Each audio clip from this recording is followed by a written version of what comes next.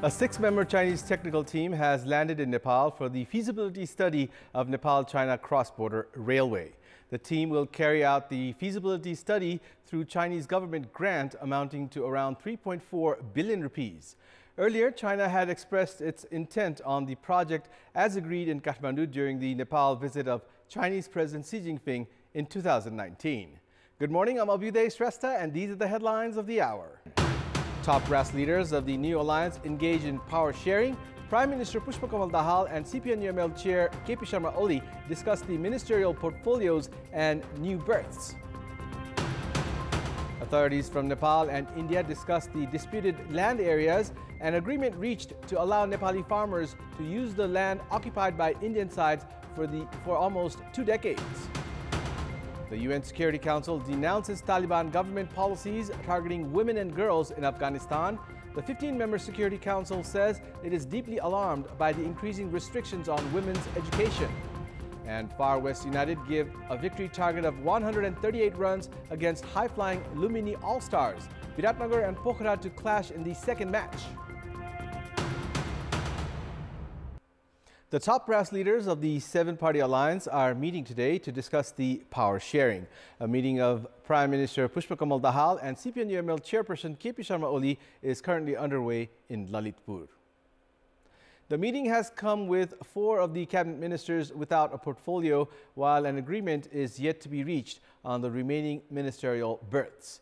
A high-level meeting yesterday was not possible as CPN-UML Chairperson KP Sharma Oli had gone to his hometown of Jhapa district. The meeting today is supposed to finalize the names of the Speaker and Deputy Speaker. Meanwhile, Rashtriya Prajatantra Party, a ruling partner, will also decide on joining the government or just lending support to the government. President Vidyadevi Bhandari has called the first session of the House of Representatives on 9th of January. Following the recommendation from the government, President Bhandari has called for a joint session of the lower house and the National Assembly at 1 p.m. on 9th of January. The House will then have a 15-day deadline to appoint a speaker. There are 12 parties at the lower house from the November 20 elections. 7 of them have received national status, having met the criteria of 3% vote threshold. Meanwhile, newly elected lawmaker Tek Bahadur Gurung has been prohibited from sitting at the House session until the corruption case filed against him at the special court reaches a conclusion. The former Minister for Labour and Employment has been alleged of financial irregularities while renting out the land of the capital's fun park. An overwhelming number of aspirants have made it difficult for the seven-party ruling coalition to finalize the division of ministerial portfolios along with the posts of Vice President, Deputy Speaker, Deputy Chair of National Assembly. Based on the alliance's agreement so far, CPN-UML will enjoy the post of President for a full 5-year term, while the post of Prime Minister and Speaker will be shared. CPN-UML has said top brass leaders of the alliance need to choose candidates based on the member party's political status and the aspirants' personal political achievements. The alliance has formed a top leaders mechanism to reach a consensus on the division of remaining positions. So far, the alliance has allocated 3 ministries between themselves. 4 of the ministers that took oath of office and secrecy have yet to be allocated their ministries. As preconditions to joining the government, Rashtriya Prajatantra Party is preparing to demand the government declare public holiday on Prithvi Jayanti Day and include Prithvi Narayan Shah's picture in banknotes. Leaders including Member of Parliament Gyanendra Shahi have been pressing the party leadership to stand firm on their voices against federalism and secularism.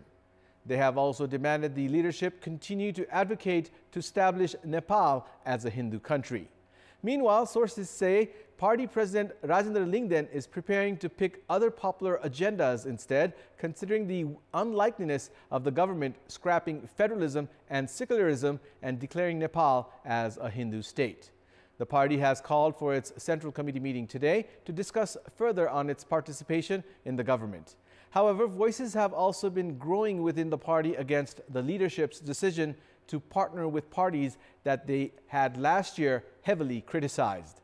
Meanwhile, Janata Samajwadi Party is still in a dilemma over their new parliamentary party leader, as party's chair Upendra Yadav was defeated in the November 20 election. Ashok Rai, Ram Sahai Yadav and Rajkishore Yadav have expressed their interest so far. However, they have yet to officially stake their claims. The party's election committee is expected to make a decision today.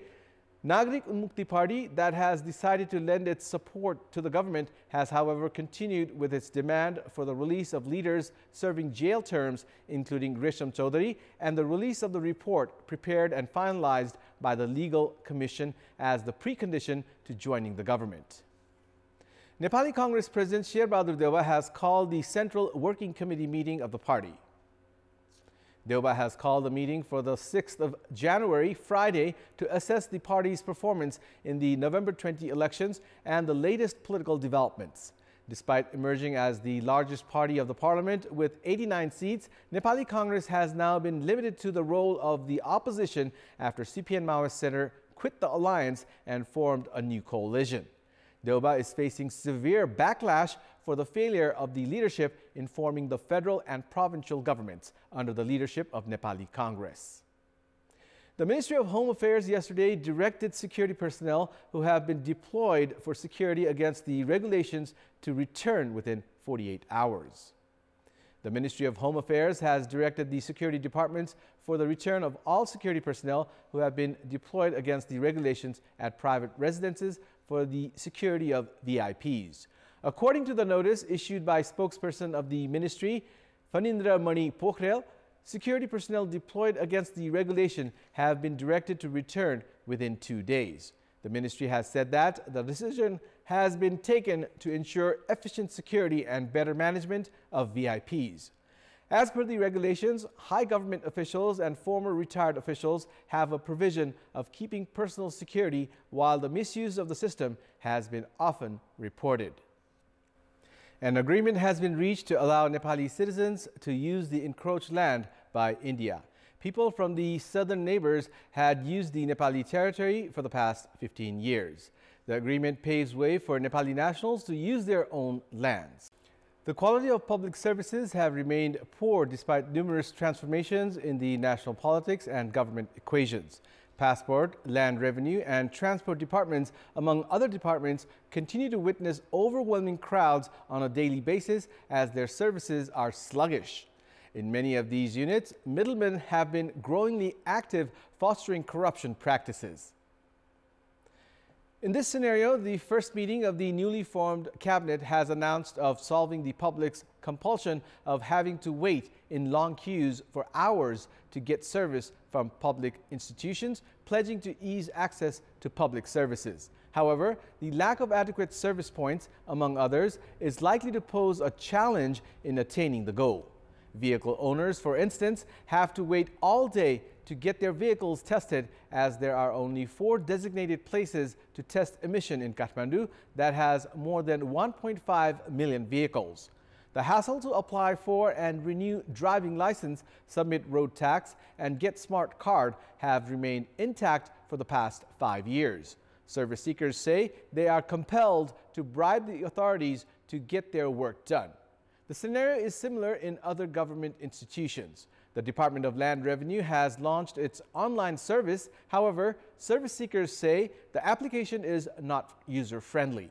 Meanwhile, the state collects tax worth billions of rupees each year, with the Bagmati provincial government alone making 11 billion rupees annually from 6 public institutions in the Kathmandu Valley. However, the lack of management has continued to hinder proper service delivery.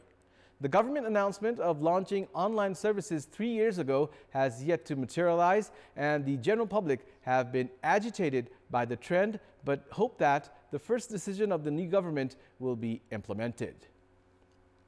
In our Public Voice segment, we had asked people in several provinces what they think of the Prime Minister's announcement of improving public services. Let's take a look at what they had to say. Public Voice. बोल्छन् काम चाहिँ हुँदैन, काम चाहिँ हुनु पर्यो। कुनै अप्ठ्यारो नपरोस्, लामो समयसम्म लाइन बस्न नपरोस्। प्रधानमन्त्री धेरै भइसक्नुभयो, कुरा मात्रै गर्नुहुन्छ। एजेन्डा नबनाएर व्यवहारमा लागू गरेर जनतालाई हेर्नुस्। भनाइ मात्र भन्दा पनि यो चाहिँ कार्यान्वयन भयो भने चाहिँ धेरै राम्रो हुन्छ।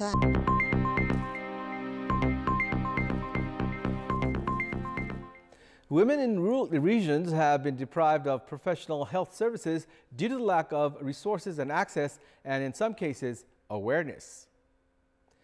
In Bhutan's Gaumukhi rural municipality, women have been living with health issues and have yet to consult a health professional due to the lack of access to health centers. Some in their 70s have never stepped foot at a health center. They say they are not able to access health services due to poor economic conditions and the lack of time, which is mostly spent in household works. However, even those that get to occasionally attend health camps set up by the government say they feel hesitant in sharing their health problems to medical professionals. Most feel comfortable going to shamans to fix their problems instead. Despite the government establishing health centers at all 64 wards of Bhutan, the lack of health workers and medicines and access have rendered the centers ineffective. It's time now for our segment Public Pulse, where you text us with your opinion. Public Pulse. Here's the question. Why do you think women face difficulty in accessing health services easily? Your options are A, lack of health centers, B, poor financial condition, and C, lack of awareness. The voting is on. Type NEWS, select your option A, B, or C, and send it to 34001 to share your opinion with us. It's time now for the sports news. Sports news. Lumini All-Stars are currently playing against Far West United in the Nepal T20 League match underway at the Tribhuvan University Cricket Ground in Kantipur. After a delayed start, Lumini All-Stars won the toss and put Far West United into bat first. The match was slightly delayed due to wet outfield. Far West United have got off to a sedate start with their two openers, Dev Khanal and Hasim Ansari, putting on 44 runs for the opening wicket partnership. Dev Khanal top scored for the Far West with 48 runs. Skipper Hashmatullah Shahidi contributed 32 runs to give some respectability to the Far West total. Shadley Van was the pick of the bowlers for Lumini All-Stars with 2 wickets. Chasing 130